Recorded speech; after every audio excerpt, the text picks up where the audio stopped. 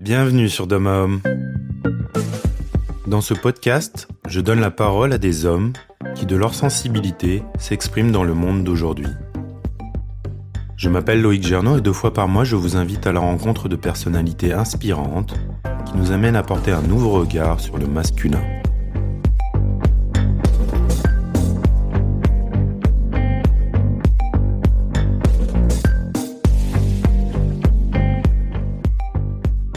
L'année dernière, nous avions connecté avec le Québec grâce à Jean-Philippe Ruette pour parler de sexualité consciente. Cette fois-ci, à l'occasion du colloque de la nouvelle voix masculine qui aura lieu les 22, 23 et 24 mars, j'ai le privilège de recevoir l'instigateur de cette proposition en la personne d'Yvan Faneuf. Thérapeute, formateur, conférencier, auteur outre-Manche du best-seller « Devenir un homme vrai plutôt qu'un vrai homme » et récemment titré du prix Guy Corneau, Yvan vient nous éclairer de 30 années passées à œuvrer pour la condition masculine. Dans cette conversation, il nous apporte toute sa science sur les masques de virilité et sur le processus d'identité masculine, son point de vue sur l'état de nos sociétés, et également toute son humanité et son cheminement d'homme. La nouvelle voix masculine, c'est 3 jours d'événements en ligne, avec 18 conférences et 2 tables rondes, afin de mettre en valeur l'expression de la sensibilité des hommes. Le lien entre ce sommet et l'intention de ce podcast est évident. C'était donc tout naturel de donner la parole à Yvan. Bonne écoute.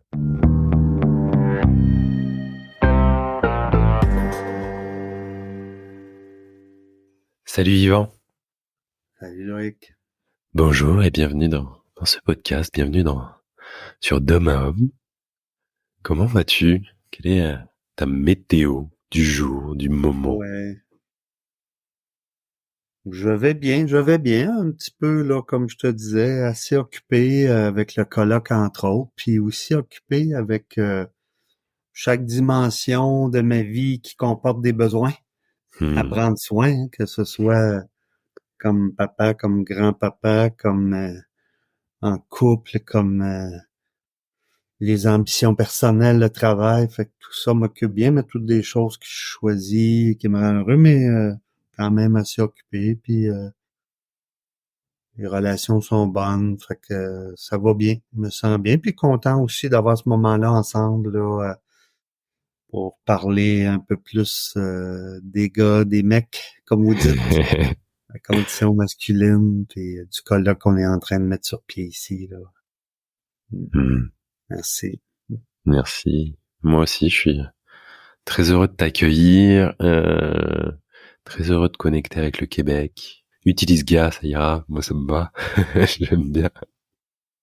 Et non, très content. Pour nos auditeurs, ils le sont. Pour information, on réenregistre cette interview parce qu'on a eu quelques soucis la précédente fois. Alors, j'espère que cette fois-ci ça va bien se passer. Il y a forcément une petite appréhension, j'avoue, de mon côté, pour pas que. Mais comme je disais, je suis très heureux d'avoir une autre occasion de passer un moment ensemble. Et on est effectivement pas là, notamment pour parler du colloque à laquelle tu es à l'initiative, qui s'appelle la Nouvelle Voix masculine. On va en parler, on va y venir. Alors, je vais te présenter en quelques mots, en tout cas ton CV qui est assez impressionnant.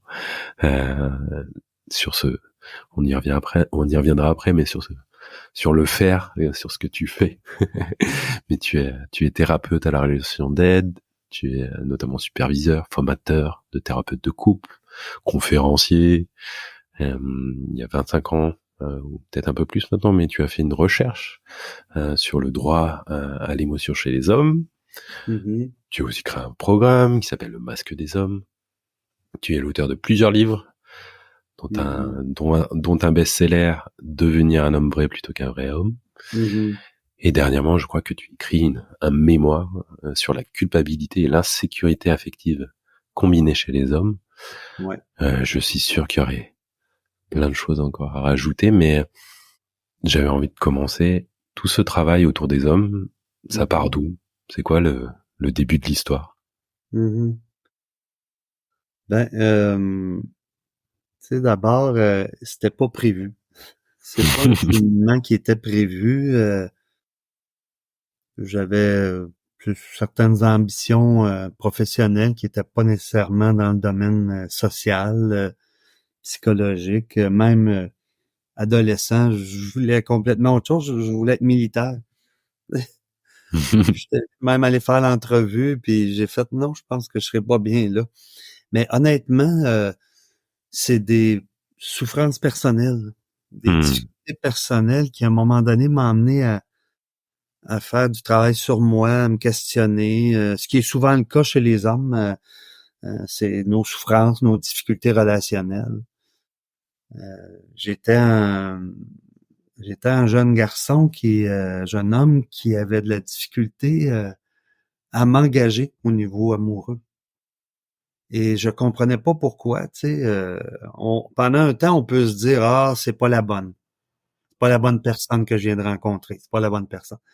Mais après quelques rencontres, j'avais peut-être 19 ans, je me suis dit, là, je rencontre jamais la bonne personne.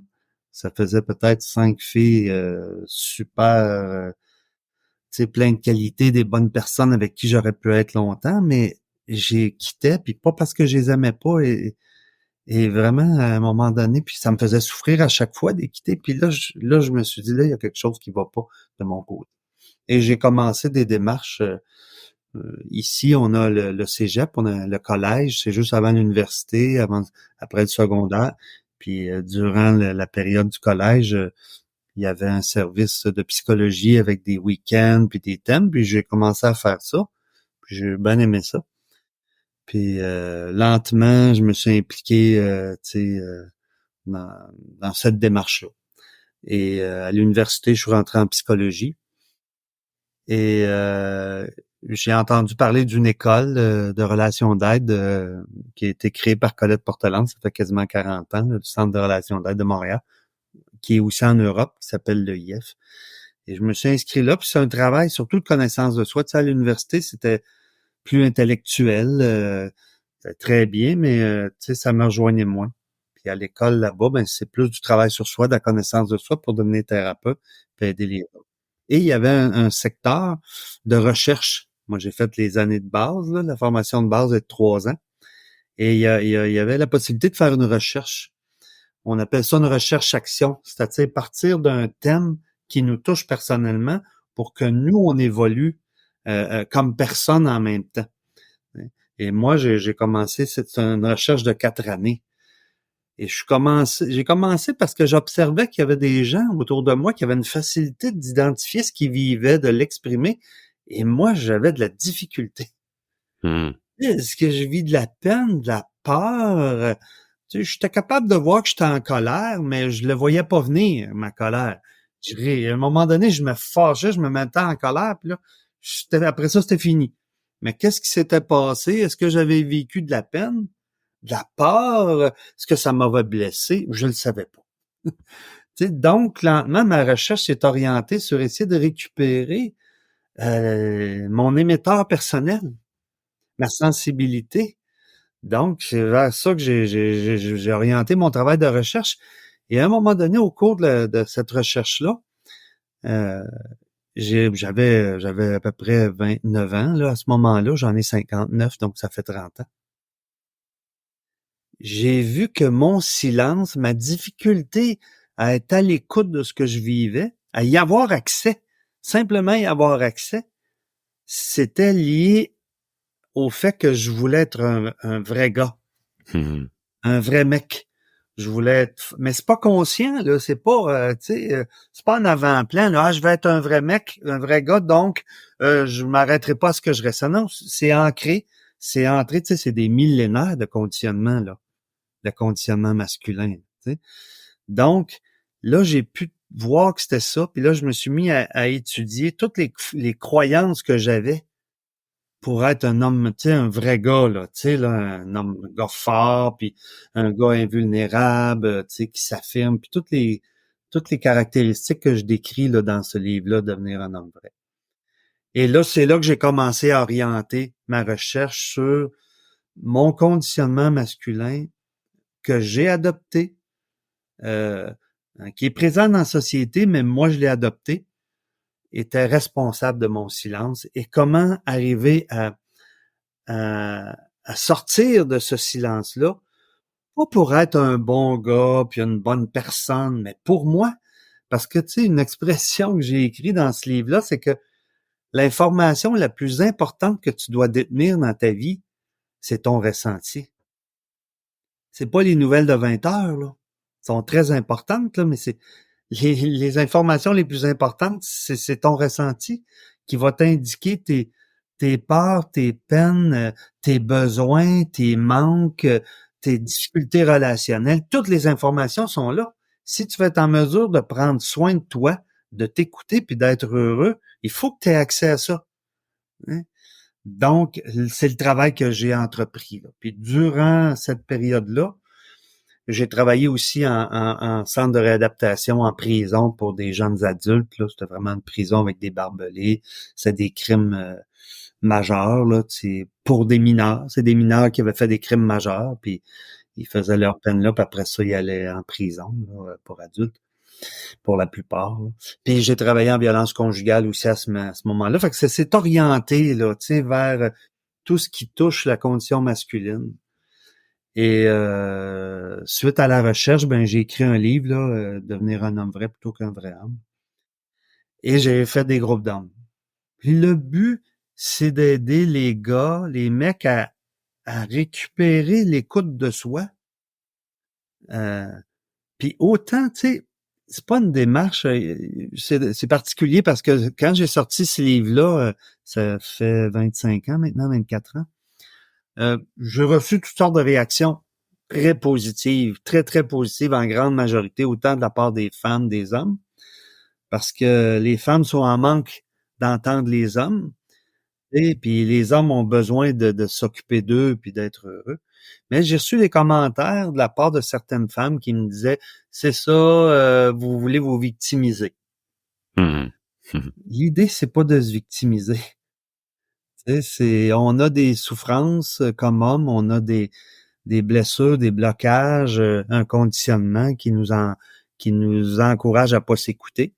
Et j'ai reçu d'autres commentaires de la part de d'autres hommes qui disaient que je voulais faire perdre la virilité aux hommes, l'affirmation puis les castrer. Pas du tout non plus. Mon objectif, c'est un objectif d'unification de tout ce qu'on est. Tu sais, être unifié, ça veut dire que si j'ai de la colère, ben je l'accueille, mais je fais pas juste y réagir. Je suis capable d'aller voir ce qu'il y a derrière. Est-ce que j'ai vécu de l'envahissement? Est-ce que je me laisse envahir par quelqu'un? Naturellement, tout être vivant, quand il vit de l'envahissement, il y a de la colère, même les animaux. Tu sais, mais il faut le savoir. Ah, tiens, telle chose m'envahit, telle personne m'envahit. Est-ce que ça m'a blessé? Fait qu'il faut avoir accès à la gamme complète de ce que je suis. Autant ma colère, être capable d'être un homme qui s'affirme, qui s'assume, qui a une force de caractère, qu'avoir accès aussi à ma sensibilité, à ma vulnérabilité. Parce que ça va m'indiquer d'autres informations sur moi. Et c'est ça le travail que j'ai entrepris à ce moment-là. C'est pas ni de se victimiser comme homme et ni de se castrer comme homme. De se responsabiliser. C'est ça, se responsabiliser, bien s'écouter, discerner ce que je porte et bien m'occuper de moi. Fait que suite à ça, pendant une vingtaine d'années, j'ai fait des groupes d'hommes, des conférences. Et il y a 6 ans, j'ai commencé une maîtrise en psychosociologie que tu as nommé tout à fait, que je termine l'écriture là sur la difficulté chez les hommes à prendre soin de soi lorsqu'on vit de la culpabilité puis de l'insécurité affective.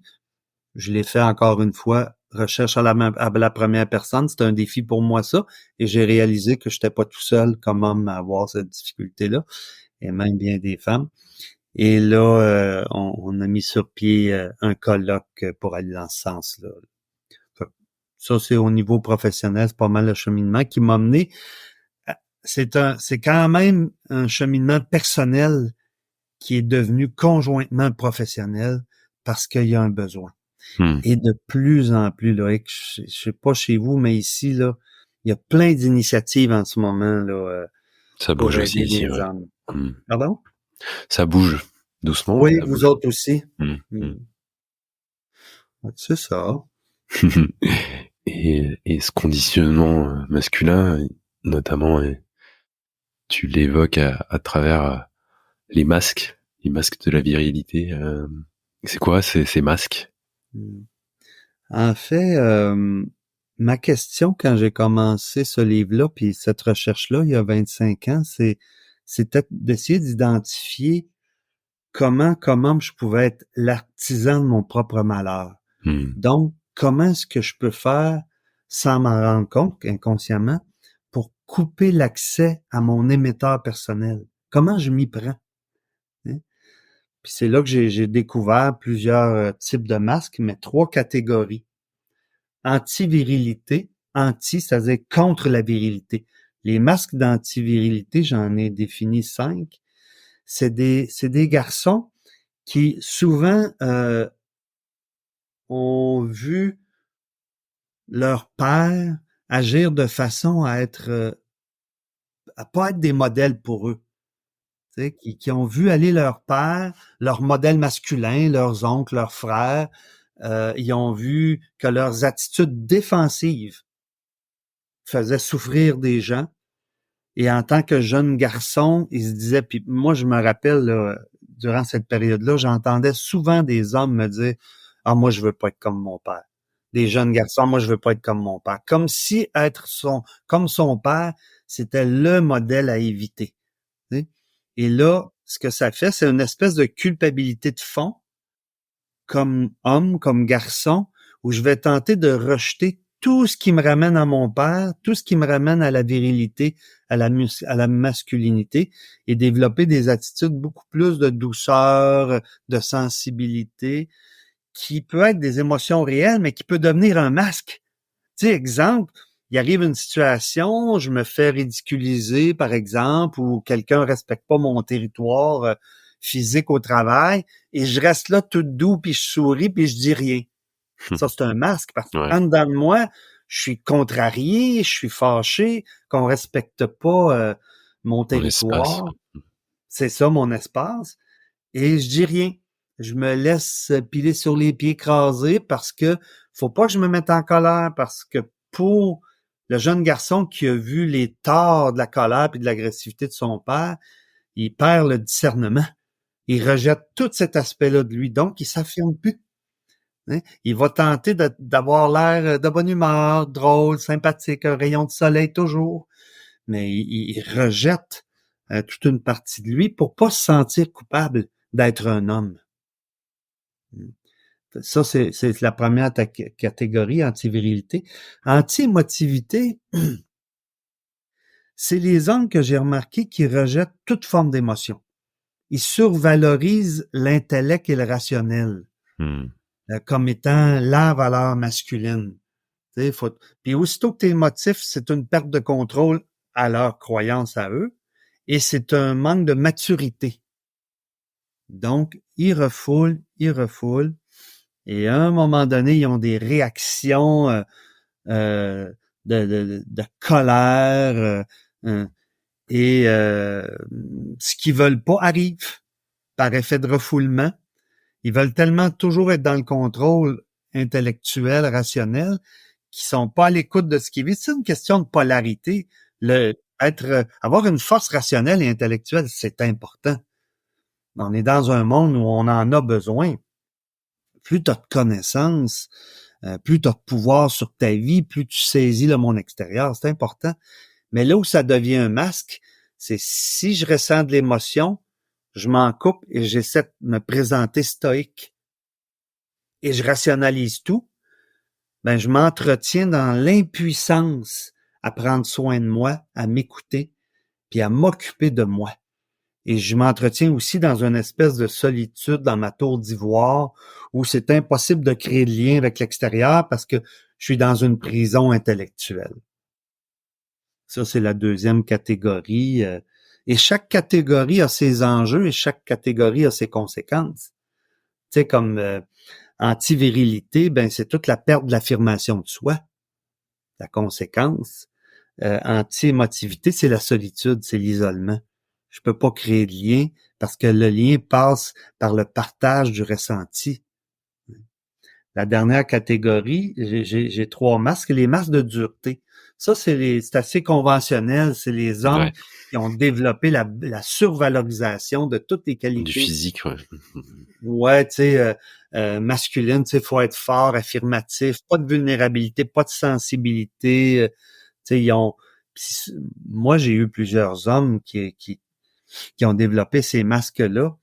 Et l'émotion la plus rejetée, Loïc, là, de ce type de conditionnement-là, c'est la peur et l'insécurité. Hmm. Faut avoir peur. Là. As-tu peur? Pas peur. Tu sais, c'est tout de suite de masquer la vulnérabilité et la sensibilité par peur de donner du pouvoir aux autres. J'ai peur, cet homme-là a peur que s'il se montre sensible ou vulnérable, que l'extérieur, les autres, aient du pouvoir sur lui. Parce qu'il en a subi plus jeune. Il a subi une forme de pouvoir parce qu'il était dans un milieu où on survalorisait l'agressivité, la colère et l'affirmation. Donc, en vieillissant, lui il a dit, je ne montrerai plus de vulnérabilité et de toute façon, c'est pas valorisé. Je vais me montrer fort. Et c'est des hommes qui ont peu de pouvoir à s'occuper de leurs besoins affectifs, de leur sensibilité. J'ai eu plusieurs gars qui étaient des durs, et ce qu'ils ont souvent amené à faire une démarche, Loïc, là, c'est des crises d'angoisse. Et il allait voir le médecin, il pensait qu'il faisait une crise cardiaque, qu'il avait des problèmes cardiaques, puis le médecin disait, ton cœur physique est correct, c'est ton cœur affectif qui a besoin d'être soigné. Faut que tu ailles en thérapie. Parce qu'il n'y avait pas de place pour écouter leurs besoins, leur sensibilité, leur vulnérabilité. Donc, on peut se retrouver dans les 3 catégories selon certaines situations, mais Oui, peut-être habituellement, on a selon certaines périodes de sa vie aussi, peut-être. exactement certaines périodes ou certains milieux dans lesquels je me retrouve, tu sais. Mais l'idée, c'est que je cache à moi-même, un masque, c'est un mur d'abord avec soi-même, moi, ce que je me coupe de qui je suis vraiment, et ça crée un mur avec l'extérieur. Pas perdre Et la face. pas perdre la face, pour pas être jugé, pour pas se sentir coupable. Mais c'est le contact avec moi que je perds, c'est l'incapacité de créer des liens. Fait que l'idée, c'est pas de se culpabiliser avec ces masques-là. Ah, moi, je porte un masque. On en porte toutes, là. Tu sais, la discussion est au-delà de ça, là. Ça nous arrive tous à certains moments, à divers degrés, et d'avoir certains masques plus forts que d'autres. C'est puis on se défend avec ce qu'on a de fort. Quelqu'un qui a une force rationnelle, il va se défendre avec ça, tu sais. Puis l'autre qui a une grande douceur, puis l'autre qui a une force d'affirmation. Mais c'est de prendre conscience des masques que l'on a. C'est ça l'invitation de ce livre-là, pour essayer de récupérer la personne authentique que je suis. Et j'ai plus de chances d'être heureux si je suis authentique avec moi et les autres que si je le suis pas. Fait en gros, je te résume ça de même, là, mais c'est quand même un travail de plusieurs années, là. Oui, oui, et merci de nous partager et de nous le résumer. Et par curiosité, toi, peut-être de tes études, de tes observations, t'as pu voir grosso modo un pourcentage de s'il y a des, je sais pas, tant de pourcentage d'hommes qui ont plutôt l'antivirilité, l'autre antimiotivité, l'autre plus dans le physique, le dur. Est-ce que t'as pu Ben, ça cerner? change. Tu sais, ça fait quand même une trentaine d'années que Hmm. j'étudie ça et j'ai étudié même avant. Ça change. Tu sais, les masques de dureté chez les hommes, tu sais, dans les années 50, c'était très, très, très, très populaire, tu sais, 60. Et là, dans les années 60, il y a eu des changements, un besoin de liberté, tu sais, le féminisme a pris de la place, les femmes ont commencé à prendre plus leur place, puis ce qui est très bien. Donc, il y a des valeurs euh, dites plus féminines qui ont pris de la place aussi. Fait ça a changé, tu sais, les masques de douceur. Autant les hommes ont appris à être plus authentiques, ça a été un démarrage, mais les masques de douceur ont commencé à apparaître de plus en plus. Hmm. Les masques de rationalité sont très fréquents aussi, là, mais c'était surtout les durs, rationnels, un peu de douceur. Aujourd'hui, avec tu sais, le mouvement MeToo, puis tout le développement du féminisme aussi. Puis les hommes, hein, les hommes qui travaillent sur eux depuis une cinquantaine d'années maintenant, là, c'est jeune comme démarche au niveau de l'histoire puis de la psychologie. Mais depuis une cinquantaine d'années, puis ça s'accentue, là. Tu sais, c'est pas nécessairement des masques. Faut pas mélanger non plus qu'un homme qui accueille sa douceur, sa sensibilité, c'est un masque. Mm. C'est lui aussi, là. C'est juste de faire attention des fois. Est-ce que là, je cache mon affirmation par peur de me sentir coupable? Parce que j'ai pas répondu en pourcentage à ta question parce que je le sais pas, le pourcentage. Oui, mais beaucoup de masques de dureté, de moins en moins, mais beaucoup de masques de rationalité. Beaucoup, très populaires. Puis beaucoup quand même de masques de douceur, mais de plus en plus. Tu sais, comme je te disais la dernière fois, là, j'ai fait une formation sur la honte parce qu'il y a il y a une partie sur la honte dans mon mémoire de maîtrise au printemps avec Vincent de Gaulle-Jacques, c'est un sociologue clinique d'une université de Paris, là, je sais pas laquelle. Il est venu de nous donner ça, puis il disait que les études sociologiques en ce moment démontrent de plus en plus que sur le mouvement binaire non genré, à la base, c'est la honte du masculin qui a développé ça. Puis on voit même à travers les publicités, tu sais, à travers les hommes sont de plus en plus doux, de plus en plus fait que ce masque-là se développe, tu sais. C'est de même que je verrais l'évolution de ce que j'ai observé, là. Mais n'empêche pas moins que, tu sais, on dit que moi, on me pose souvent la question, est-ce que les jeunes garçons, ça change? Moi, j'observe chez ma clientèle, parce que je ne pratique depuis une trentaine d'années, puis j'ai quand même la majorité d'hommes qui viennent me consulter. Les hommes qui ont à peu près 45 ans et plus, ils ont moins accès à ce qu'ils ressentent. Le conditionnement de dureté est plus fort et de rationalité. Les plus jeunes, c'est 35 ans et moins, ils ont accès à ce qu'ils ressentent. Plus, sont capables de dire, là, j'ai peur, j'ai de la peine. Un homme de 50 ans à peu près, c'est rare qu'il va dire spontanément, j'ai peur. Ouais, le conditionnement est trop ancré, trop fort. Ben oui, tu sais, puis, tu sais, un conditionnement, Loïc, là, on pourrait juste se dire, ben là, qu'il arrête. Non, mais tu sais, je te donne un exemple. Moi, quand j'étais petit, dans le quartier, puis à l'école, les garçons plus sensibles, plus vulnérables, ça tirait de la violence. Ça tirait de l'humiliation.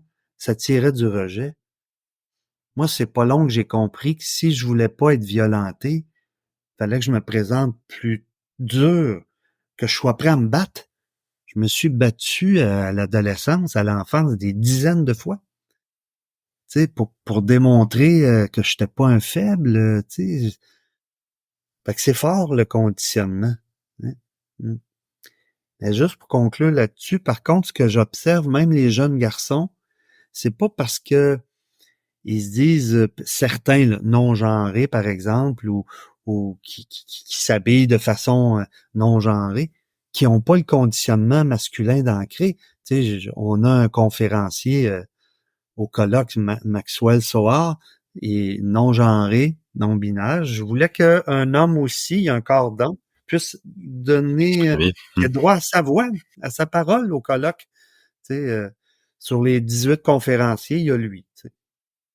Puis il disait ça, il disait pas parce que je me mets du vernis sur les ongles et que je porte une jupe, par exemple, ou des boucles d'oreilles, que je suis pas pris dans mon silence masculin. Tu sais, le conditionnement masculin, c'est des millénaires, ça partira pas comme ça, là. Tu sais. Fait que, faut pas mélanger non-genré puis accès à sa sensibilité. Oui, c'est pas en lien avec peut-être d'autres masques qui vont se créer, d'autres types de masques. Ouais, ben les masques de douceur, à ce moment-là. Ouais. On s'en va dans la catégorie des masques de douceur qui sont plus populaires, là, tu sais. Là, toi, t'as parlé un peu de tes masques enfants. C'est quoi, toi, c'était quoi tes masques? Ah, de avant, dureté. peut-être? De dureté, ouais. Donc, Oh, ouais, moi, jusqu'à jeune adulte, j'étais un adepte de la bagarre. prouver que j'étais un dur pour être respecté par peur d'être humilié. J'ai joué aussi au football américain là qu'on appelle, c'est pas le soccer là, c'est pas comme vous Le là. football américain, oui. Le foot américain, j'ai joué pendant 8 ans.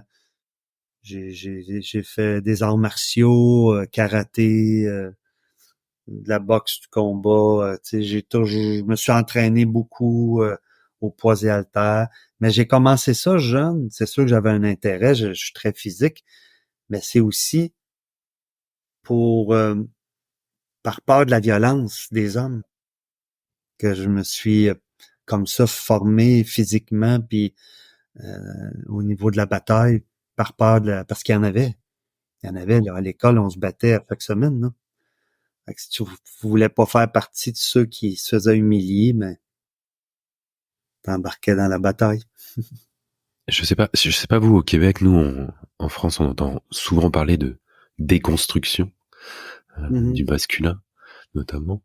Et je discutais avec une thérapeute le jour et elle disait, mais on peut pas avoir de déconstruction tant qu'on ne construit pas autre chose à côté. Et je trouvais ça très intéressant et très vrai, je pense.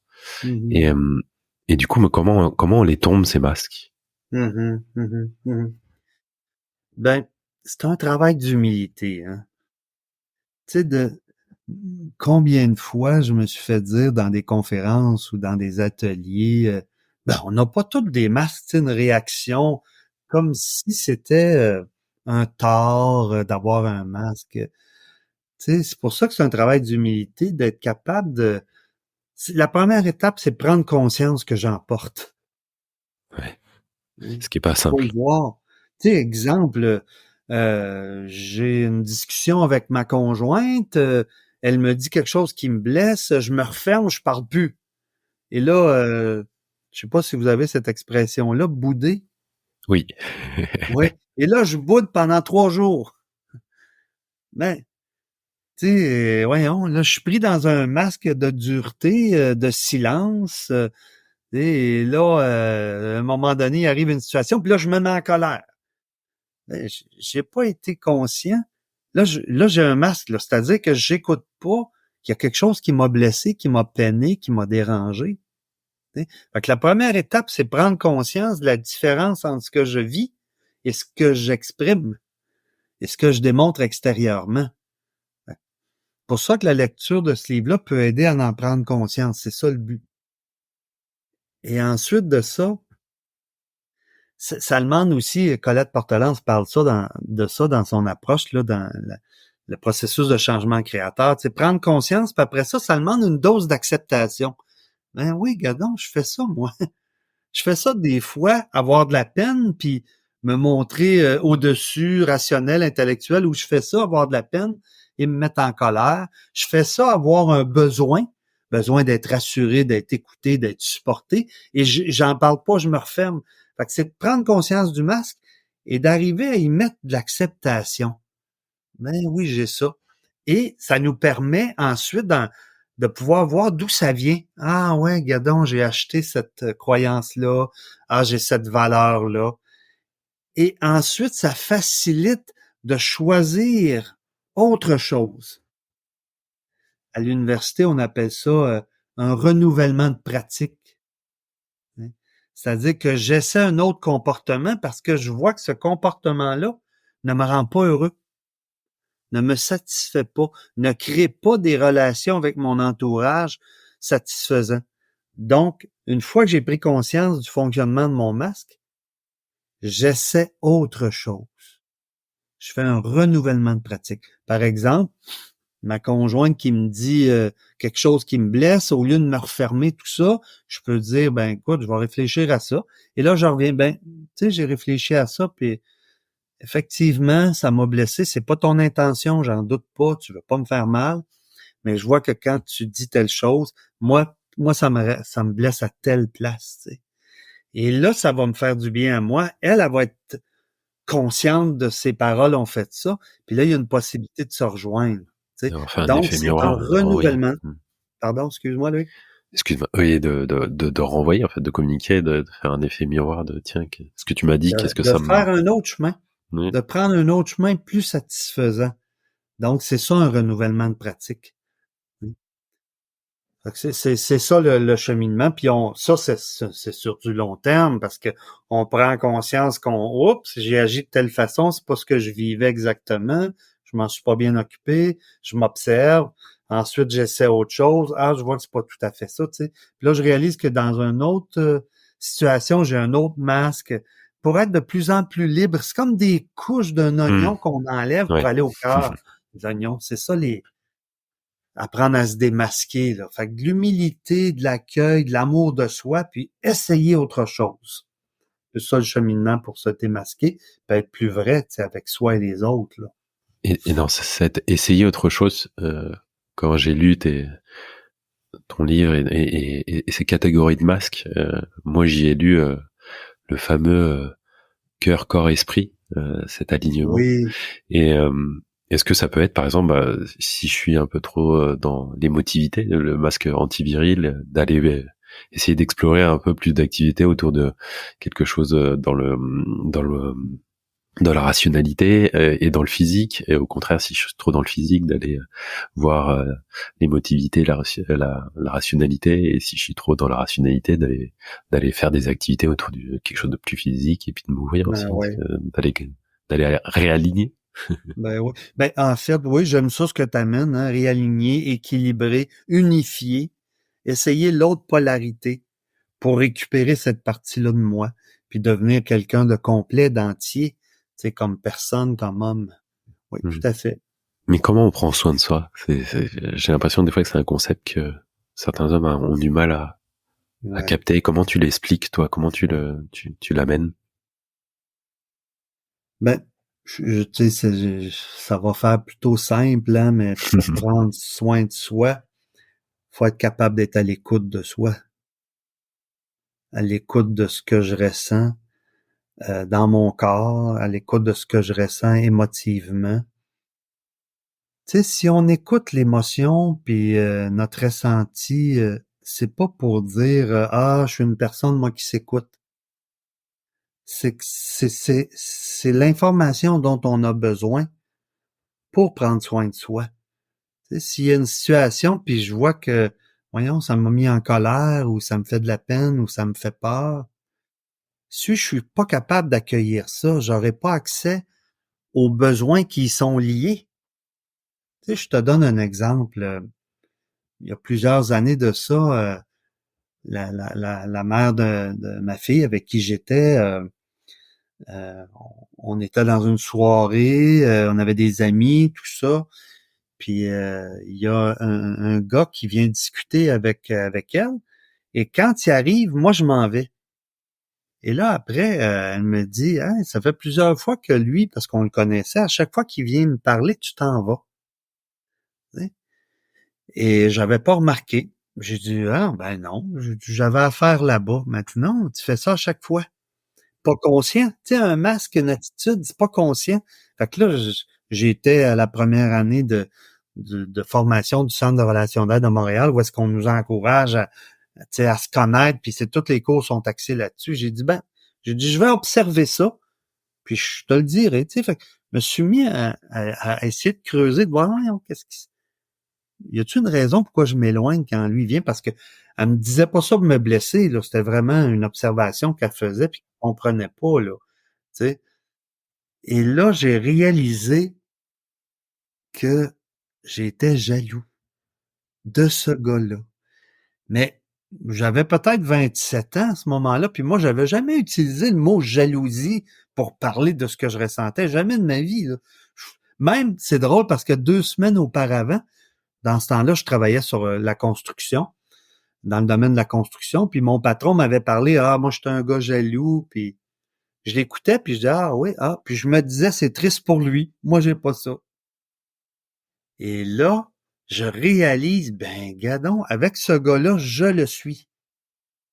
Et là, l'information, je vais chercher, mais pourquoi je suis jaloux? J'ai pas peur de perdre, tu sais, j'ai pas peur qu'il se passe quelque chose. C'est que, à mes yeux, à moi, cet homme-là, pour moi, était un meilleur parti que moi. Je trouvais qu'il était, tu sais, il était plus grand que moi, il parlait bien, il avait réussi professionnellement. Fait que sans m'en rendre compte, quand je me comparais à lui, puis je me disais que j'étais pas à la hauteur, puis que ça serait bien mieux ce gars-là que moi pour elle, tu sais. Mais ça s'est fait vite dans ma tête, là. Des fois, je m'éloigne dans ce temps-là. Moi, j'ai une jalousie qu'on appelle de déserteur. C'est si je me sens pas à la hauteur, je m'en vais. Ouais. Je me chicane pas, je contrôle pas, je critique pas, je juge pas, je m'en vais. Il y a une fuite. Oui, oui, c'est exactement. Donc là, je suis revenu, j'y avais dit à ma conjointe de ce temps-là, tu sais, au Québec, ici, on dit ma blonde, là, même s'il n'y Oui. a pas blonde. J'avais dit à ma blonde, je dis, je t'avais dit que je réfléchirais puis je reviendrais, mais j'ai regardé ça, j'ai dit, ben, t'as raison. Quand lui est là puis il te parle, je m'éloigne puis je ne m'étais pas rendu compte pourquoi. C'est parce que je trouve que ce gars-là est plus intéressant que moi pour toi. Donc, par peur, tu sais, que tu choisisses ce gars-là puis d'être abandonné, mais je m'éloigne. Elle m'a écouté, puis écoute, ça a été un très bon moment. Elle dit, mais elle dit, tu me connais pas bien? Elle dit, c'est pas mon genre de gars. C'est toi, mon genre. Tu sais, puis ça nous a permis de se parler. Puis après ça, il venait, puis ça me dérangeait plus. Tu sais, c'est là où je dis qu'avoir accès à soi, t'écoutes d'où ça vient, comment tu te masques, c'est quoi les sentiments et les émotions que tu as derrière. Et à partir de là, tu peux t'occuper de toi. Et ça crée des relations plus fortes. Moi, ça m'a beaucoup rassuré, puis j'ai plus besoin de m'éloigner. Tu sais. Mais ça, c'est un exemple. Puis, tu sais, la jalousie, par exemple, c'est pas dramatique. C'est une des émotions les plus jugées. Là, je t'ai pris une des émotions, là, Loïc, les plus jugées. Être jaloux, là, c'est grave, ça. Être jaloux, là, c'est l'enfer direct, ça accroche même pas nulle part, ça descend. Être jaloux, c'est un problème d'immaturité, de manque de confiance en soi. Tu sais, mais ça nous arrive tous d'avoir de la jalousie, de l'envie. Tu sais, c'est pas. Le problème, c'est de pas s'en occuper.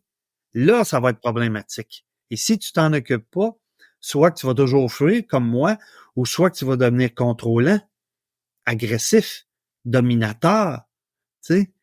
Donc, t'apprends pas à t'occuper de toi. Ça en est un exemple, mais je pourrais en donner sur autre chose aussi. Là. Fait que prendre soin de soi, c'est ça le chemin. Là. Ouais, j'imagine.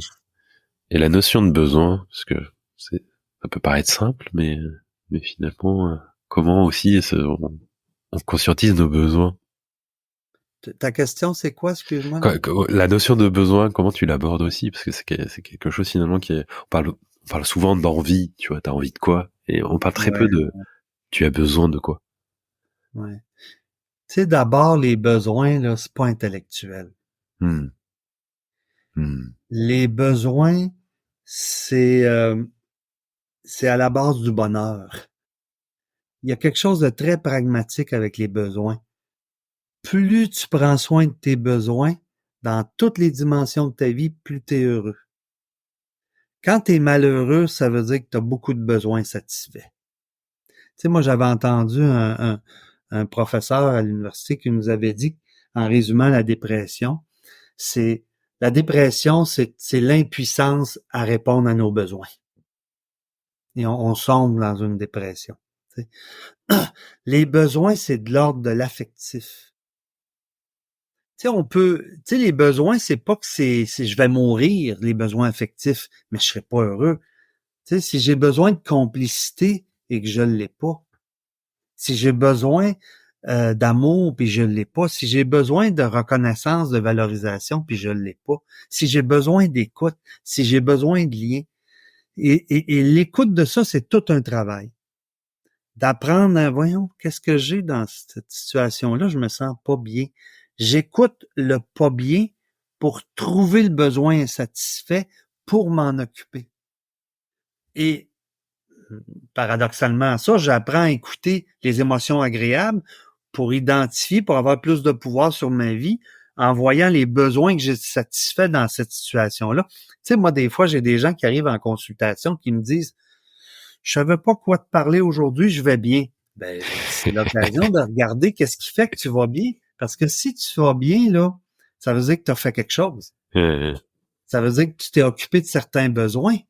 Et ça, c'est important pour avoir du pouvoir sur son bonheur, de voir qu'est-ce que je fais qui me rend heureux, comment je me suis occupé de m'occuper de mes besoins pour en prendre soin. Puis quand je vais pas bien, mais comment je fais pour pas m'en occuper de mes besoins? Fait que je dirais que c'est ça autour de ça, puis c'est vraiment de l'ordre irrationnel quand j'écoute mes émotions désagréables ou agréables et que j'essaie de voir, identifier c'est quoi mon besoin dans ça. Et à un moment donné, je développe une aptitude à les contacter, à les ressentir, à les identifier pour ensuite en prendre soin. Cette notion de besoin-là, c'est là pour moi que les hommes sont rendus. Je partage. Apprendre à écouter nos besoins et à s'en occuper. Dans ton livre aussi, tu parles du processus d'identification. C'est vrai qu'on a alors je sais pas comment c'est au Québec, mais je sais qu'en France, la première chose qu'on se dit, généralement, c'est après le prénom, c'est qu'est-ce que tu fais dans la vie. Et ouais, ça, et je me demande, c'est comment au Québec? Ben, entre hommes, c'est la première question qu'on se pose quand on se rencontre et qu'on se connaît pas. Hein. Tu fais quoi dans la vie? C'est intéressant, tu fais quoi dans la vie? Tu sais, c'est très intéressant de savoir ça puis d'en parler. Moi, dans les groupes d'hommes que je fais, j'essaie toujours de mélanger les deux. C'est-à-dire que je demande aux gars pour se présenter, qui se présentent, tu sais, il y a une fierté à qu'est-ce que je fais dans la vie, qu'est-ce que j'ai réalisé, qu'est-ce que je construis, c'est une valeur, c'est correct. Mais aussi présenter qui tu es. Parce que si ça reste juste ce que tu fais, il y a une faiblesse au niveau de l'identité, c'est-à-dire que ta valeur est uniquement identifiée à ce que tu fais. Ça va te rendre plus vulnérable dans la vie, que ça indique un manque à être proche de qui tu es, puis à prendre soin de toi. Puis ces hommes-là, souvent, arrivent à la retraite où il y a un enjeu difficile au travail, puis ils souffrent énormément, parce que leur valeur puis leur sens est tout relié à ce qu'ils font. C'est une question d'équilibre aussi. Dans mon livre, quand je parle de processus d'identification aussi, je parle que c'est que l'enfant, quand il est jeune, puis qu'il voit qu'il y a une émotion qui est rejetée et jugée, il va essayer de la remplacer par une autre, puis il va regarder autour comment les autres, un garçon, les autres hommes agissent. Et il va employer ce fonctionnement-là. Comme il verra, disons qu'il voit jamais son père dire qu'il a peur ou qu'il a de la peine. Mais il voit se refermer, il voit se mettre en colère. Fait que là, il va, de façon bien inconsciente, regarder son père aller, puis il va comprendre que c'est comme ça qu'il faut être. Pas de peur, pas de peine, froid, renfermé, colérique. Et c'est comme ça, ça rend. C'est pour ça que je pense encore à Maxwell, le conférencier, qui disait que lui a vu son père dire ses peurs, dire ses peines, enfant. Donc, il n'y a pas de misère à les dire. Tu sais, puis dans le cheminement des hommes, pour moi, ça prend d'autres hommes qui travaillent sur eux, parce que comme ça permet aux autres gars de voir quand un gars parle de lui, ça devient un modèle. Ah, OK, on peut parler de soi. Moi, j'avais donné une conférence à un moment donné, c'était au nord du Québec, là, au Lac-Saint-Jean. Et c'était dans le cadre de la semaine sur le suicide. Il y avait, c'est une grosse conférence, il y avait à peu près 1000 personnes. Là, puis j'ai commencé la conférence en disant ça me rend nerveux. Je suis intimidé de donner cette conférence. À la fin de la conférence, il y avait des micros, ceux qui voulaient venir dire leur avis. Et il y a un monsieur qui était content de le dire. Il avait 70 ans à peu près, là, 71 ans. Il dit, moi, quand je t'ai écouté, ce que j'ai retenu le plus de ta conférence, c'est comment tu as commencé. Il dit, moi, j'ai 71 ans et j'ai jamais dit de toute ma vie que j'avais peur. Ben, dit, le fait que toi, t'as dit que t'étais nerveux, que t'avais peur avant de commencer, ça m'a donné le goût, moi, de le dire. Parce que oui, des fois, j'ai peur. Fait que c'est ça aussi, l'identification. C'est de trouver des modèles. Ça, c'est une façon d'enlever nos masques. Trouver des modèles d'hommes à qui on peut s'identifier pour avoir des comportements nouveaux qui vont respecter ce que je suis authentiquement. Comme quelqu'un qui a des masques de douceur puis qui a de la difficulté à s'affirmer, à se faire respecter, ben il peut essayer de trouver des modèles de personnes qui se font d'hommes qui se font respecter sans être des hommes violents, qui sont capables de s'affirmer, qui attirent le respect, pas la peur. Tu sais, c'est différent. Fait qu'il y a il y a cette partie-là aussi du processus d'identification. C'est touchant ce que tu dis sur cette homme. Oui. Moi, ça m'a fait, C'est vrai, hein? ça m'a ému. Et, Ouais, et c'est oui, vrai, et c'est fou comme ça peut changer. Et on a besoin effectivement de modèles. C'est l'idée de ce podcast notamment. Et tu dis que ce processus d'identification, il se fait en négatif par rapport au père ou à la mère, c'est ça? Ben, quand on porte un masque chez les garçons, parce que c'est ça ma spécialité, là, même si je connais un peu les masques des femmes, c'est que lui, il a vu son père agir d'une façon ça faisait souffrir l'entourage. Fait que processus d'identification en négatif, Guy Corneau a beaucoup développé ça dans son livre, là, Père manquant, Père fils manquant, manqué. fils manqué, Mhm. où à ce moment-là, le garçon, il regarde son père, puis il se dit, je serai n'importe qui sauf ça. Et là, il va créer sa personnalité en réaction à pas être comme son père. Ça affaiblit l'identité. Et ça veut dire que tu sais pas qui tu es, t'écoutes pas qui tu es, tu t'occupes pas de ce que t'es. T'essaies de pas être quelqu'un, de pas être ton père. C'est une identification en négatif. Ça peut nous faire perdre juste d'apprendre à écouter qui je suis plutôt que de pas vouloir être quelqu'un. Et du coup, par rapport à la mère, ça se fait ça se manifeste comment?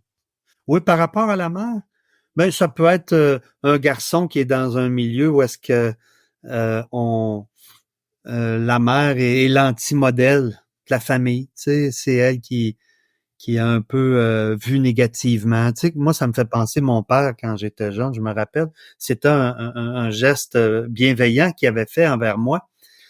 Il disait, tu sais, il faut que tu comprennes, ta mère est fragile, est émotive. Hein, et faut comprendre que des fois, elle réagit, puis tout ça. Moi, j'écoutais ça, mais jeune garçon, je me disais, ah, OK, donc faut pas être comme ça. Tu sais. Et à partir de là, mon père, c'était un intellectuel. Il valorisait beaucoup l'intellectualisation. Tu sais, il y avait des bibliothèques dans la maison. Il lisait tout le temps, tout le temps. C'est très, très intéressant. Puis il faut faire ça aussi dans la vie, mais lui, c'était son masque. Donc, il jugeait les émotions. Fait qu'il avait dit ça de ma mère. Fait que moi, je m'étais dit, aïe, aïe, ça se complète bien. Mon père parle pas, renfermé, c'est ça qu'il faut faire. Ma mère, émotive, sensible, c'est ça qu'il faut pas faire.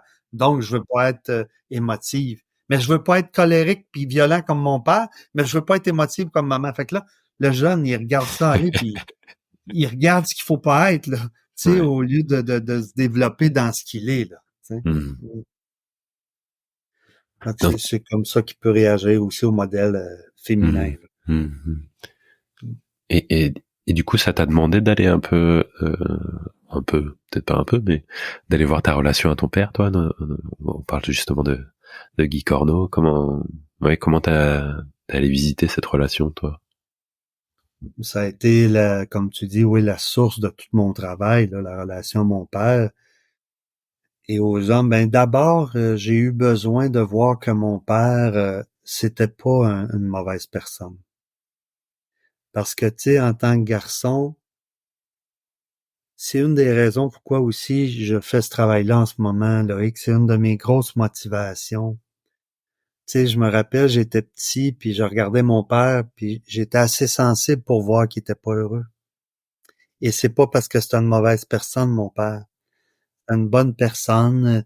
C'était un homme très responsable. Écoute, on était 7 enfants. Il a jamais délaissé ses responsabilités, malgré les conflits avec ma mère, puis toute la réalité. Mais mon père, quand j'avais 25 ans, on a eu une grosse discussion, lui et moi. Ça a duré 5 heures, tu sais, on s'était jamais parlé, puis je sais pas pourquoi, à ce moment-là, il était ouvert. J'aimerais ça te parler. Il a dit, ben oui, mon gars, on s'est assis, puis ça me touche quand je t'en parle, puis on a parlé. Hmm. Puis il m'a confié, tu sais, que un jour, mon père, je sais pas, j'avais quel âge, 7, 8 ans, il y avait eu un accident de voiture. Et on a tous pensé que c'était un accident. Puis il m'a confié à ce moment-là que c'était pas un accident. sais, sur l'autoroute, hein, il y a les aqueducs, là, le pont, tu sais, des ponts. Hmm. Et il a visé un des pylônes, je sais pas si vous dites ça, là. Pilier, Un des pylône, ouais. pylônes du pont Hmm. Hmm. pour en finir, tu sais. Parce qu'il me disait qu'il souffrait, qu'il savait plus quoi faire, puis c'était les relations. Tu sais, mon père avait l'impression que les enfants ne l'aimaient pas, que ma mère l'aimait pas, mais il était renfermé. Tu sais, mon père, quand il était malheureux, là, ce qu'il faisait, il s'isolait, il se renfermait, il boudait. Ça pouvait durer 2, 3 semaines, là, comme ça, mais il était malheureux. Et moi, je le regardais agir, puis je me disais, pourquoi il agit comme ça? C'est parce que ce qu'il fait, il est pas bien lui-même, puis on n'est pas bien. Puis moi, le nombre d'hommes que je vois qui ont ce comportement-là, qui agissent de façon qui les rend pas heureux. Tu sais, le taux de suicide chez les hommes est assez élevé. Tu sais, donc, moi, j'ai appris d'abord à voir comment mon père était, que je voulais pas être. Mais après ça, ça a été comme si je l'ai démonisé. Il a été rendu comme un démon, là, tu sais, là, comme si c'était le mal incarné. Mais après ça, j'ai fait un travail de le voir humain. Est-ce que c'est pas nécessaire de passer par ça, par cette étape de rejet? Je sais pas, hein, c'est une question.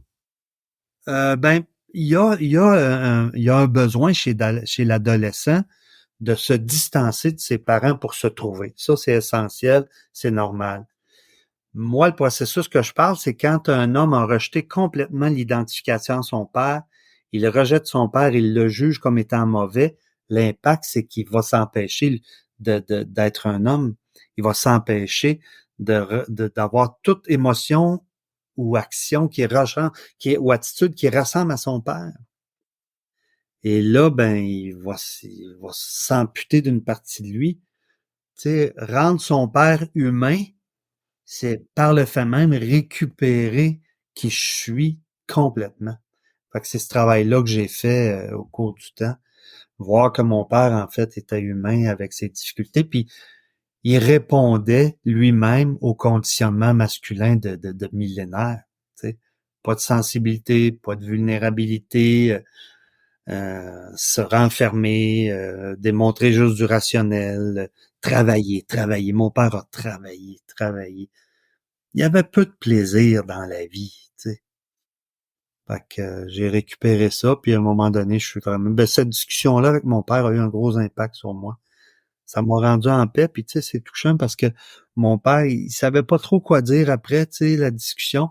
Puis le lendemain, il m'a juste écrit « Je veux juste que tu saches que je t'ai toujours aimé. » Et ben, ça m'a rendu en paix avec mon père, tu sais, à sa façon. Mal aimé, mais l'amour était là, puis j'en doute pas. Il a jamais, jamais quitté les responsabilités. Tu sais. Il nous a... Tu sais, mon père, dans son temps, lui, là, pour se débrouiller dans la vie, là, fallait que tu saches écrire, compter, parler anglais et nager. Mon père, c'était ça. Ben, avant même que j'arrive en première année à l'école, je savais écrire, compter, lire, je savais nager, puis j'avais des mots d'anglais. Fait que, tu sais, il nous a passé ce qui, pour lui, allait Ça semblait nous... important. Ben oui, puis pour lui, nager, c'est parce que lui, il y a eu du monde qui se noyait quand il était jeune. Fait que pour lui, c'était faut que tu saches nager. Si jamais tu tombes à l'eau, il arrive quelque chose, tu sais, tu vas t'en sortir, tu sais. Fait qu'un bon papa. Je vais faire un lien, et on l'a déjà évoqué juste avant, et on a parlé du livre de Guy Corneau, donc Guy Corneau qui est un psychanalyste jungien, hein, qui était feu Guy Corneau, qui a écrit Père manquant, fils manqué, qui est, je pense, un des ouvrages dans la condition masculine qui se doit d'être lu. En tout cas, moi, je le conseille vivement. Ouais. Et il y a un prix Guy Corneau qui existe au Québec, et tu as reçu ce prix. Qu'est-ce que ça t'a fait? Qu'est-ce que tu as ressenti de recevoir ce prix-là, de cette, je sais pas si on pourrait le comparer à quelqu'un de chez nous, mais c'est quand même une personnalité dans ce milieu. C'était une personnalité forte dans ce milieu, qui a fait beaucoup, en fait. Ben, un précurseur. Ici, au Québec, ça a été un précurseur. C'est dingue parce que son livre date de 89, moi je le trouve encore ultra actuel. Ben, c'est ça qui est fou. Ben, ouais, tout à fait. Ben oui, j'ai eu ce prix-là, hommage, au mois de novembre dernier. Écoute, honnêtement, Loïc, quand on m'a appelé pour ça, j'ai été tellement surpris. J'ai dit, c'est quoi vos critères? Vous êtes sûr que vous vous trompez pas? Tu sais, parce que moi, je suis pas une personnalité publique comme Guy Hmm. Corneau, là, je suis pas dans la télévision. Puis là, on m'a dit, non, non, on a regardé votre cheminement, puis on veut donner le prix à quelqu'un qui est sur le terrain, puis là, ils m'ont énuméré qu'est-ce que j'ai fait dans la vie, tu sais, puis là, je dis, ah, ok, c'est vrai que moi, je perds de vue ça, tu sais, fait que ça a été un travail de pouvoir m'approprier ça, ce prix-là d'abord, Hmm. tu sais, mais ça a été toute une marque de reconnaissance, mais surtout pour moi, Loïc, une marque d'encouragement à continuer. Hmm. Parce que, tu sais, moi, les 10 prochaines années, là, tu sais, moi, ma carrière, là, je vais avoir 60 ans, j'ai atteint mes objectifs. Ça va bien, je touche du bois, j'espère que ça va continuer, je suis en santé. Je te le souhaite. Mais les 10 prochaines années, je veux les consacrer à aider les hommes à écouter leurs besoins affectifs, à récupérer leur sensibilité pour être plus heureux. Tu sais, ce que je constate, c'est qu'avant, les hommes, ils venaient en thérapie parce que ils avaient peur de perdre leur conjointe, parce qu'ils avaient été agressifs, parce qu'ils sentaient qu'il y avait quelque chose de pas correct chez eux. Ils venaient en thérapie pour ça. Puis comme la thérapie de couple, souvent, c'est les femmes qui traînaient les hommes, puis tu sais. Mais de plus en plus aujourd'hui, là, les mecs viennent en thérapie, là, pour être plus heureux. Ils viennent me consulter puis ils disent, moi, je suis pas bien dans telle situation, j'aimerais ça être bien. Ils veulent avoir accès à être heureux. Ben moi, c'est ça les 10 prochaines années. Puis le prix Guy Corneau, c'est un coup de main parce que ça me donne une crédibilité supplémentaire en plus du restant de ce que j'ai fait là, tu sais, de recherches, des livres, des conférences, des groupes, tout ça. Et ça donne un coup de main pour pouvoir avoir accès à parler aux hommes, mais d'une façon plus large. Tu sais, comme là, ici, nous autres, la télévision principale, c'est Radio-Canada, là. Ben, ils font un documentaire au niveau de la condition masculine, puis ils m'ont demandé de participer comme un des spécialistes. Il y a la Radio-Canada qui veut faire une série. Tu sais, fait que là, moi, je suis content, ça me donne accès à ça pour pouvoir parler aux gars. Puis, tu sais, je m'en vais dans ton coin, là, en septembre 2025 avec une vingtaine d'hommes. On s'en va marcher sur un bout de Compostelle pour faire un groupe d'hommes. Euh, de parole. Tu sais, le matin, on va marcher, puis l'après-midi, on a des ateliers, puis ça va être tout axé sur, en bout de ligne, devenir plus conscient et responsable de nos besoins. Si jamais il y a des gars de ton coin qui sont intéressés de nous joindre, ce serait le fun. Ils peuvent aller sur mon site, là, yvanfaneuf.com.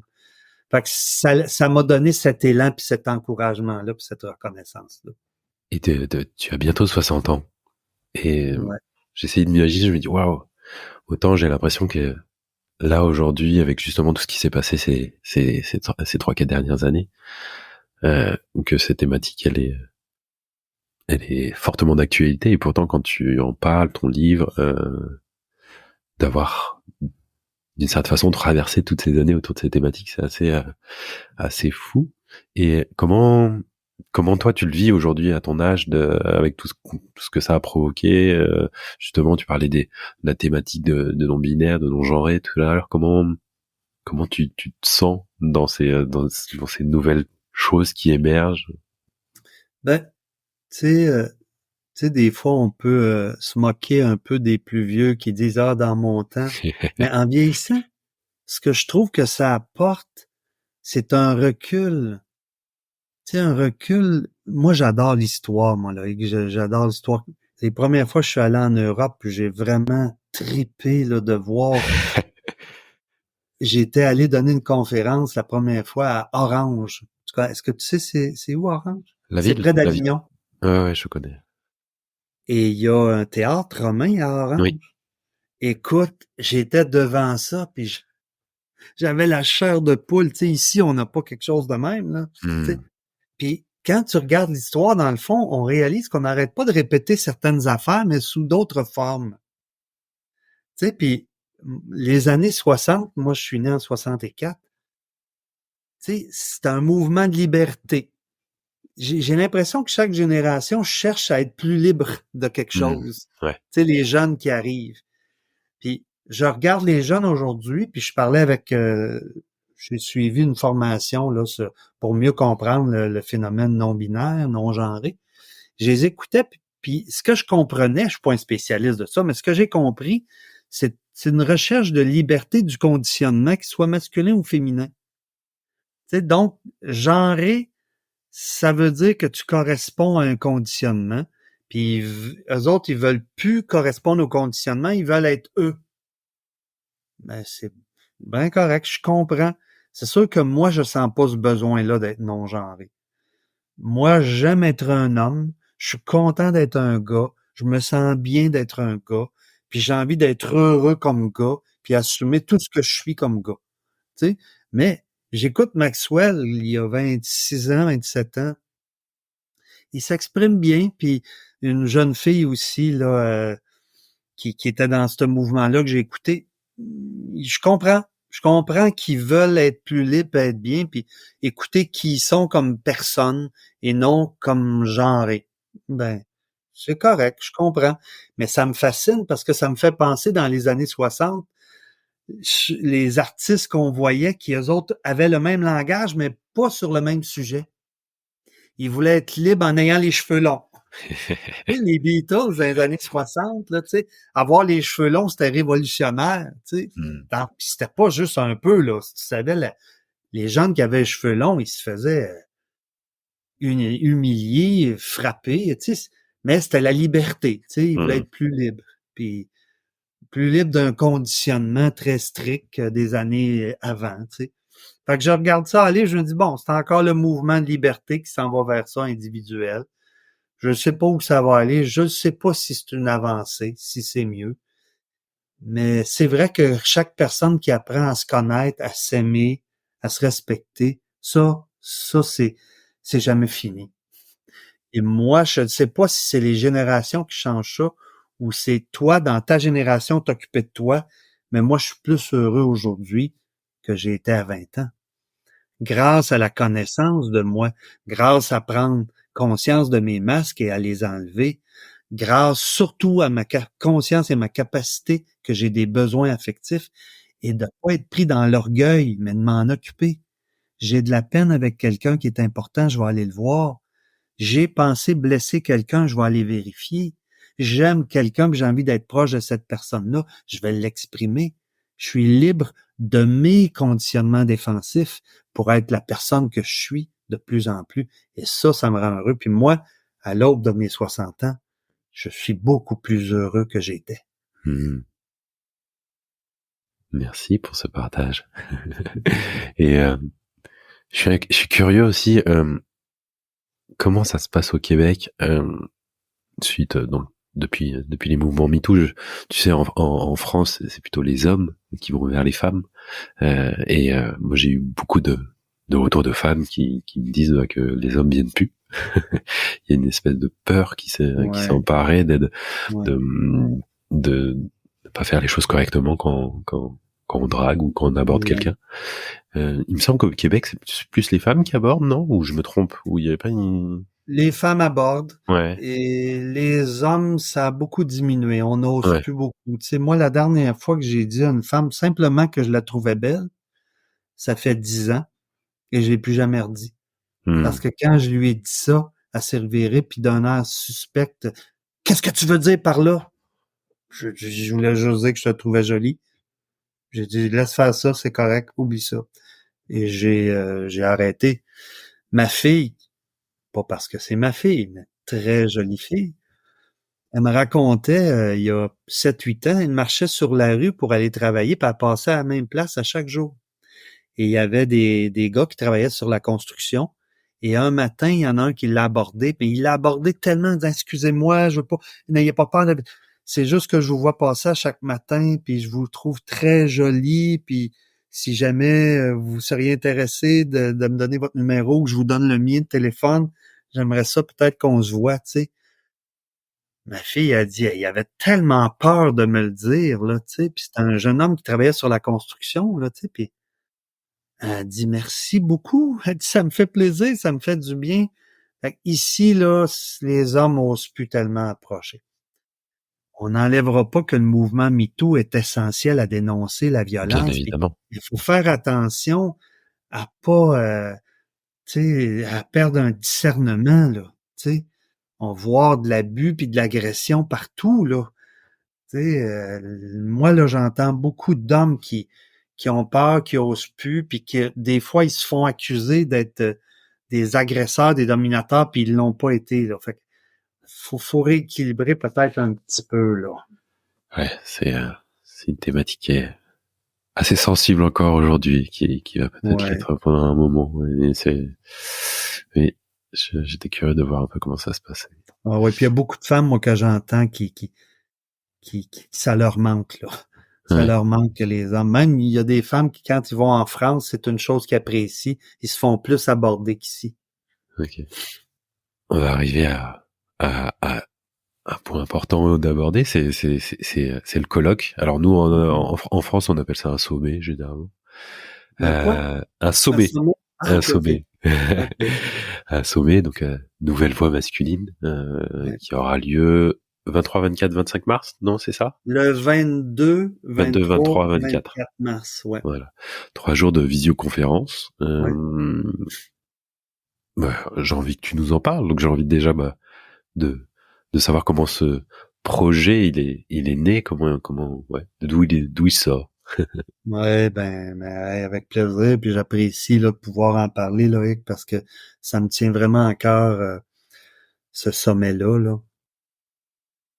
Tu sais, d'abord, je veux dire, c'est 16 conférences et 2 panels de discussion sur 3 jours, mais les gens peuvent acheter le forfait. C'est 80 $, je sais pas, c'est peut-être 50 € là. Et ils ont accès à visionner les conférences pendant 1 an. Hmm. Donc, premièrement, ça revient vraiment pas cher la conférence. Et aussi, c'est qu'on n'est pas obligé de se taper 3 jours d'audio, là, tu sais, puis de visioconférence. Tu peux y avoir accès pendant 1 an. Ce projet-là, c'est Anne-Cécile Hartmann. Elle est auteure, est professeure de yoga, thérapeute aussi, qui m'a approché pour repartir des groupes d'hommes, tu sais, parce que là, j'étais plus dans mes études, j'en faisais pas, puis c'est bien particulier, si tu me permets, là. C'est quand moi, j'ai remis mon dernier travail à l'université, puis que j'ai reçu la réponse, je me suis dit, hey, c'est plate, hein, tout ça va rester sur une tablette. Puis je me disais, il me semble que j'aurais aimé ça, partager ça avec d'autres hommes. Je t'assure, je me suis dit ça. Et 1 semaine plus tard, Sébastien Toupin, qui fait des entrevues sur YouTube, on peut voir ça, Sébastien Toupin et moi, on a fait 3 entrevues d'1 heure, m'a contacté pour faire ces entrevues-là. 1 semaine plus tard, Anne-Cécile Hartmann me contacte pour partir des groupes d'hommes. Et 1 semaine plus tard, Radio-Canada me contacte pour faire une émission. C'est fascinant le mouvement, puis c'est le colloque est dans ce mouvement-là. Hmm. Donc, peut-être quelques mois plus tard, Anne-Cécile Hartmann m'a dit, j'aimerais ça qu'on fasse un colloque sur la condition masculine.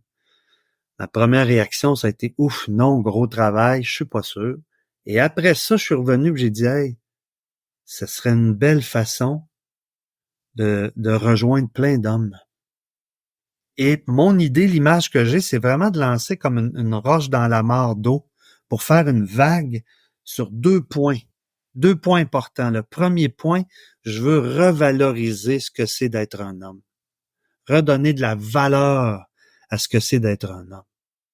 Et le deuxième point, c'est mettre en valeur l'écoute de soi, la sensibilité à soi comme homme au profit de sa relation à soi-même et aux autres. Ça, c'est l'objectif.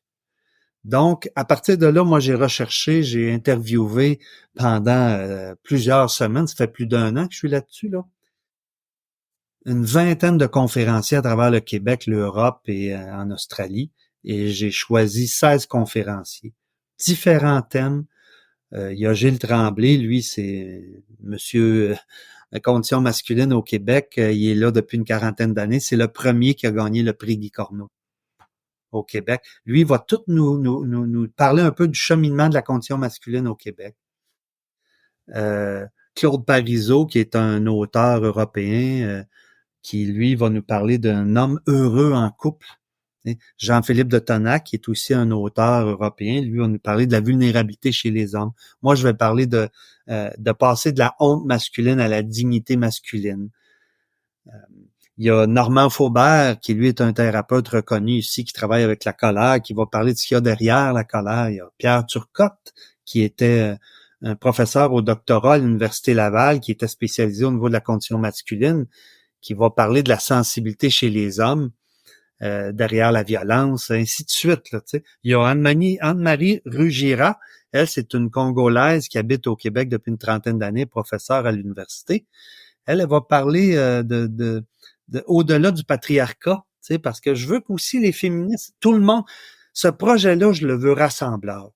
Tu sais, pour moi, j'ai envie de développer une masculinité humaine, mais avec une main tendue vers les autres. Fait que c'est ça qui fait qu'on a choisi là, 16 conférenciers. Il y a un conférencier qui, lui, va parler de son homosexualité, comment il a assumé. C'est un homme qui a un cheminement, il y a une cinquantaine d'années, il va venir parler de ça. Il y a Martin Léon, c'est notre porte-parole, c'est un compositeur de musique de film, c'est un homme assez connu, qui lui va parler aussi de son cheminement. Et il y a 2 panels avec 4 femmes qui vont parler de leur rapport à la sensibilité des hommes. Et il y a un panel de 4 gars qui, eux, vont parler aussi concrètement dans leur vie, ça se vit comment leur sensibilité. Fait que c'est ça, là, en gros, qui va se passer pendant les 3 jours. Là. Comment tu te sens à l'idée de ce colloque? Pour l'instant, un peu débordé. On veut tellement que ça réussisse, on travaille très fort, puis j'étais comme avec toi, qui est un plaisir, mais ça me fait rencontrer plein de monde. Mais c'est sans arrêt à chaque jour. Tu sais, comme là, à chaque semaine, on publicise une conférence avec un des conférenciers. Fait que c'est comme Sacha Genet-Dufault, lui, c'est un professeur à l'université qui a fait une recherche sur la peine d'amour chez les hommes. Il vient venir parler de ça. Tu sais, fait que à chaque semaine, on fait connaître les conférenciers. Tu sais, moi, là, c'est ambitieux, mon projet, Loïc. J'aimerais 2000 participants. Tous les fonds vont aller à un organisme d'aide pour hommes qui existe depuis 50 ans. Ça s'appelle Autonomie dans la ville de Québec. Et dans la dernière année, ils ont dû mettre à pied 14 employés. Et c'est le même pour la plupart des organismes d'aide pour hommes. Donc, moi, le but, c'est bénévole. Moi, je suis pas payé. Je suis pas payé par ça. Sébastien est pas payé non plus.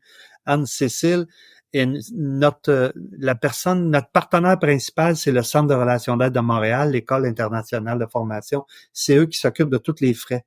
Et c'est eux qui payent Anne-Cécile pour qu'elle travaille pour nous. C'est pas le colloque qui la paye. Et là, on a un spécialiste des médias sociaux. C'est encore le CRAM qui le paye, lui, pour que ça fonctionne, pour avoir le plus gros succès possible. Fait que moi, je vise 2000 personnes. Je veux remettre un gros montant. Tout l'argent va aller. Les conférenciers, on reçoit un montant minime. C'est 200 $ par conférencier, c'est rien, là, tu sais. Mais ils acceptent de le faire pour la cause. Fait que je me sens enthousiaste, fébrile et un petit peu débordé. Mais pour moi, ça va faire partie d'un ensemble de projets. Ça s'arrête pas là. Il y a d'autres choses. C'est comme la marche à Compostelle, des ateliers, pour essayer de rejoindre le plus d'hommes possible. J'entends la création d'une dynamique, d'un mouvement. Tout à fait. Tu as bien saisi, Loïc. Un mouvement où on va revaloriser le masculin, mais un masculin qui s'occupe de soi, qui est responsable de ce qu'il vit et de comment il agit. Ça résonne ce que tu dis, parce que c'est forcément l'intention aussi de ce podcast. Donc, et ça me fait plaisir de t'avoir là et que tu nous échanges sur ton histoire, sur ce que tu es. Et si tu devais réécrire ton livre aujourd'hui, qu'est-ce que tu rajouterais? Ce livre, devenir un homme vrai plutôt qu'un vrai homme. Honnêtement, j'aimerais ça le réécrire parce que Guy Corneau disait ça aussi, puis plusieurs autres auteurs, c'est que quand je le relis après, des fois, je fais c'est pas tout à fait ça. Mais en gros, je le laisserais comme ça. Pour moi, j'observe encore 3 catégories de masques, 3 enjeux importants, puis 3 conséquences majeures. Et le travail, c'est l'unification de tout ce que je suis. Si tu es en colère, apprends à l'accueillir de façon responsable. Si tu as de la peine, apprends à l'écouter pour t'en occuper. Si tu es blessé, apprends à t'en occuper. Si tu as besoin de ton rationnel, valorise-le. Tu sais, c'est unifié. Apprendre à être un homme unifié. C'est ça, ça reste le même projet. On arrive bientôt à la fin de cet entretien. Est-ce que on va revenir sur un peu les modalités notamment du colloque, mais si tu devais ajouter un mot pour terminer, une réflexion, une pensée, quelle serait-elle? Je souhaite que cette démarche-là devienne internationale. J'espère que ça rejoint des gars en France qui ont envie d'être plus heureux à s'occuper d'eux. On a même des entrées en Afrique francophone, tu sais. Je pense qu'on a besoin, les hommes, de s'occuper de soi-même et d'avoir des meilleures relations, puis c'est ça le message. Donc on rappelle, donc il est difficilement trouvable, je crois, mais alors peut-être que le mieux c'est d'aller voir les 3 vidéos sur ton site internet avec Sébastien, Sébastien, c'est ça, oui.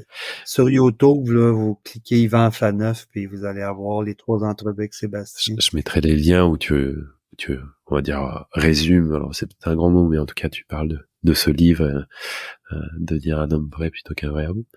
Et donc le colloque. Ouais, puis aussi, je résume ma dernière recherche, là, mon mémoire de maîtrise dans les 3 entrevues. Sinon, c'est d'aller sur Facebook, Nouvelle Voix Masculine, ou sur le site Nouvelle Voix Masculine pour toutes les informations concernant le colloque. Là. Je mettrai tous les liens, avec plaisir. S'il te plaît, ouais. Oh, oui. Je te remercie beaucoup, Loïc, de nous donner accès là à ton réseau pour rejoindre d'autres hommes en France qui sont intéressés à ce cheminement-là, qui intéressent beaucoup les femmes aussi. Hein. Au colloque, il y a plein de femmes qui participent là. Oui, c'est bien, il faut. Aux femmes aussi, là. Oui, écoute, tu parlais de cause tout à l'heure. Moi, je me sens au service de tout ça, donc c'est pour ça aussi que ça me fait plaisir. J'ai passé un peu la fin de l'interview en apnée, à vrai dire, parce que j'ai le nez bouché et puis pendant longtemps je me disais j'espère que ça va pas planter, j'essaie de faire que ça va pas planter. Mais j'ai passé un très bon moment en ta compagnie. Ouais. J'ai beaucoup aimé et je vais avoir plaisir à réécouter comme d'habitude. Et ça serait plaisant si on pouvait se croiser quand je vais aller dans ton coin de pays. C'est exactement ce que j'allais te proposer, parce que moi, en habitant à Bayonne, je suis sur le chemin de Compostelle. Donc je sais pas où tu vas le commencer, je sais pas quelle portion tu vas faire, mais je sais pas par cœur là. On verra ça, mais peut-être que je ferai un petit trajet pour ne serait-ce que partager un moment, ça me ferait un grand plaisir. J'aimerais ça, Loïc. Ouais. Qu'on se croise, qu'on se rencontre, que tu viennes rencontrer le groupe peut-être là. Avec grand plaisir. Tu me donneras les dates. Ok. Yvan, je te souhaite un bon colloque. Prends soin de toi. Merci Loïc. Et puis à très bientôt. J'espère. Puis toi aussi, prends bien soin de toi. Merci encore de nous donner accès là à des gars de ton coin, là, puis au plaisir de se rencontrer. Au plaisir. Merci, Yvan. Salut. Bye.